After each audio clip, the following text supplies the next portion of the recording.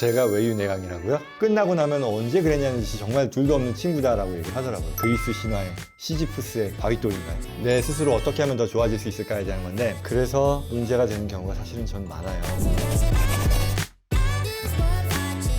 저는 오늘 대표님께 개인적으로 제일 여쭤보고 싶었던 걸 여쭤보고 싶어요. 바로 대표님의 어떤 외유내강적인 성격? 그런 부분이 궁금하더라고요. 제가 외유내강이라고요? 네, 저는 그렇게 생각합니다. 어렵죠. 이게 내강도 어렵고 외유는 더 어렵고, 저는 굳이 말하자면 내 입으로 내강이라고 하긴 그렇지만 외강, 내강이 아닐까? 그래서 문제가 되는 경우가 사실은 전 많아요. 그래서 제가 감히 이걸 조언할 수 있는 입장인지 모르겠으나, 그러나 뭐 주제가 그랬으니 뭐 얘기를 해보죠. 최근에도 저희 직원들 중에 몇 명이 제 입장에서는 마치 이런 거 있잖아요. 좀 하드 트레이닝을 해서 절벽에 새끼 사자를 떨어뜨리는 어미 사자의 마음으로 한번 극복하고 성장해 보세요라는 그런 취지로 갔는데, 살아 돌아오라는 마음으로 보냈는데 다 죽어버렸죠. 이게 웃을 얘기는 아닌데 그렇습니다. 그래서 외유내강 왜 필요하냐? 당연히 필요하죠. 안 그랬다가는 저 같은 이런 상황이 되잖아요. 이게 사회생활에서 필요한 자세잖아요. 물론 아주 예외적인 사람도 있어요. 가장 대표적인 게 스티브 잡스. 그 사람은 워낙에 스스로가 뛰어난 데다가 주변 사람들이 그걸 못 따라오면 모멸감을 줬다고 하죠. 책에도 나오는 것처럼. 근데 그는 스티브 잡스니까 가능한 것이고, 우리는 그렇지 않으니 서로가 서로에게 위해주고, 또한 스스로는 계속해서 강해지려는 그런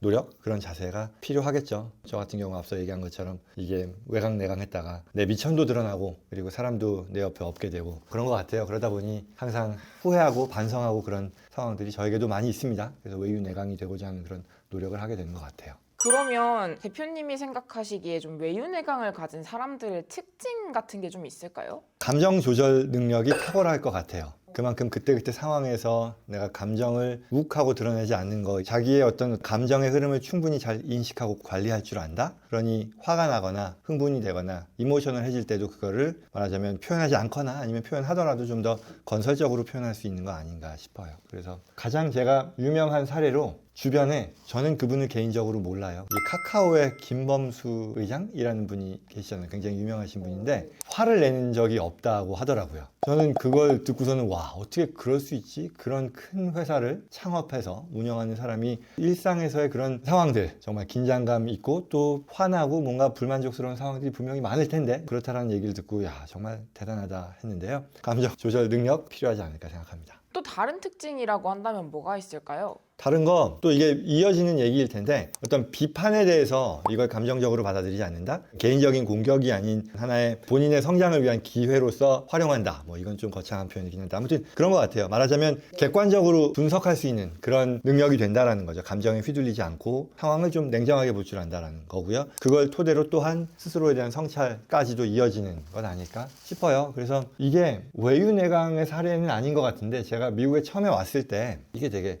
놀랐어요. 비판에 대해 건설적으로 받아들인다, 또는 비판에 대해 아주 감정적으로 받아들이지 않는다라는 사례일 텐데, 저 미국에 처음에 왔을 때 그때가 2003년, 4년이니까 그때도 대통령 선거, 그때 저는 영어 공부도 하고 뭐 케이블 뉴스 채널을 많이 봤거든요. 뭐 팍스 뉴스라 CNN, 뭐 MSNBC 되게 그런 정치 이 케이블 뉴스 채널을 보면 양당에서 아주 정말 살벌하게 논쟁을 하고 하는데도 끝나고 나면 언제 그랬냐는 듯이 정말 둘도 없는 친구다라고 얘기를 하더라고요. 그래서 진짜 신기하다 했는데, 결국 그 말은 비판이 나에 대한 비난이라고 생각하지 않는 것 아닌가 싶어요. 그래서 그런 것 또한 이 외유내강에 있어서 필요한 어떤 캐릭터가 아닐까 생각합니다. 그러면 그 비판을 비난으로 생각하지 않을 수 있는 원동력은 뭘까요? 이런 거겠죠. 스스로를 타자화하면서 메타인지가 있을 거라는 거잖아요. 그럼 결국은 그 말은 내가 겸손할 수 있다는 걸 것 같아요. 물론 겸손하기 위해서, 정말 이게 비굴한 게 아니라 겸손하기 위해서는 나의 어떤 자존감이 높아야겠죠. 어떤 내적인 탄탄한 부분이 있어야 할 텐데, 결국 그 말은 탄탄한 어떤 확신을 토대로, 자존감을 토대로 또한 행동에 있어서는 겸손하게 하는 건 아닐까라고 생각해요. 그렇다 보니 이제 자연스럽게 상대방에 대한 배려를 할 수 있게 되고, 또 어떤 여럿이 있는 상황에서 조화롭게 활동할 수 있고, 그런 건 아닐까라는 그런 생각 듭니다.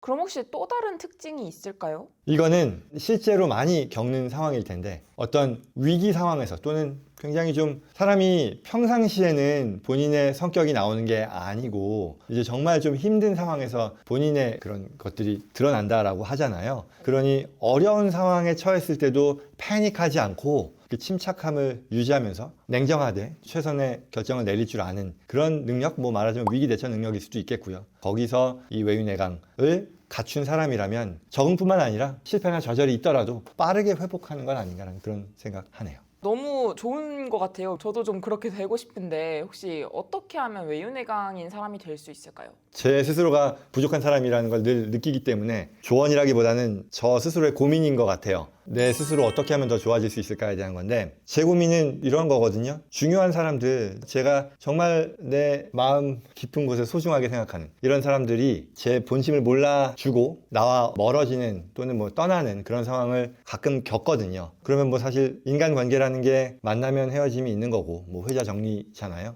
그럼에도 어떤 좋은 사람이 내가 나의 본심을 잘 전달하지 못해서 내 옆에 있지 못하게 한다면 그건 이제 그 사람에게 있어서도 손해지만 그보다는 이제 내가 잘못 살았다는 게 돼버리니까 내 손해인 거잖아요. 그래서 남에게 더 관대해지기 위해서 어떤 게 필요할까 생각을 해보면 나의 주장이, 나의 생각이 일리 있을 수는 있겠지만 나의 생각만이 맞는 건 아닐 테니까 다양한 관점을 좀 이해하고 그 입장에서 생각해보는 습관을 길러야 되겠다. 그렇게 해야겠다라는 생각을 했어요. 내가 왜 이 사람이 지금 이렇게 했을까에 대한 것을 내 기준에서만 생각하는 것은 잘해봐야 외강내강이 될 것 같고 내 기준에서의 생각이 아니라 저 사람이 왜 저렇게 하는 건지에 대한 것을 그 또는 그녀의 입장이 돼서 생각하는 게 필요하겠다. 역지사지군요. 그러면 혹시 두 번째로는 좀 어떤 걸 하면 좋을까요? 두 번째는요, 내 스스로에 대한 인식이죠. 타자화하는 그런 거라고 했잖아요. 그걸 좀 해보려고 해요. 그러니까 매일매일 그날 감정, 행동, 에스컬레이트 되는 그런 상황이 있었다면 그런 시간을 좀 가져보려는 거죠. 그래서 내가 생각하는 것이 정말로 맞냐 또는 나만 맞냐라는 것. 그러면 그렇게 생각을 해보면요, 굉장히 많은 경우 내가 일리가 없지는 않지만 그렇다고 내 생각만 맞는 경우는 별로 없는 것 같아요. 그래서 이걸 통해서 반성을 하는 거죠. 셀프 리뷰를 하고 그리고 내가 틀릴 수 있다는 것을 인정했을 때 그때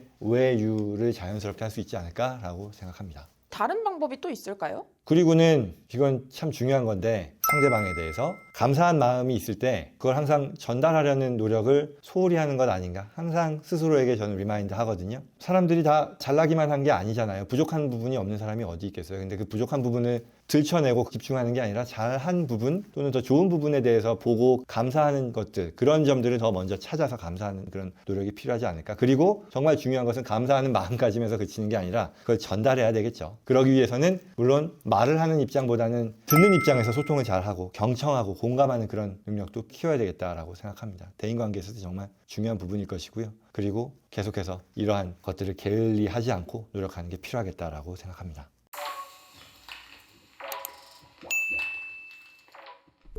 정말 듣기는 쉬운데 실천하려고 하니 되게 어려운 것들 뿐이네요. 좀 막막합니다. 그렇습니다. 그래서 마지막으로 제가 사실 이런 경험을 하고 있어요. 최근 이런 경험들을 또 하다 보니 더 이 주제에 대해서 생각을 했고 한편으로는 이 생각도 했어요. 다 부족한 사람들인 거고 어차피 인생은 흘러가고 계속 가는 거잖아요. 내가 이렇게 해봐야지 하다가 실패해도 계속 하는 거죠. 하루아침에 얻어지는 건 아니니까. 뭐 작심삼일이라는 말이 뭐 왜 있겠습니까? 결심했다가 그게 실패했다고 해서 포기하면 인생 긴데 그거에 대해서 계속 포기하고 살 거냐? 그건 아니잖아요. 그러니 뭐 반성하고 같은 실수 하지 않도록 하는 그런 노력 할 것이고 저도 여러 사람들을 접하면서요. 가족 관계가 될 수도 있고 지인, 친구일 수도 있고 또 특히 저는 이제 회사에서 같이 일하는 직원들 말하자면 사장으로서 또는 뭐 리더로서 뭐 이런 생각을 항상 하지만 여전히 이 같이 일하는 사람들에게 실망을 주고 또 그런 상황들이 있어요. 그렇지만 그럼에도 또 반성하고 기차는 흘러간다. 더 좋은 사람이 되기 위한 그런 노력을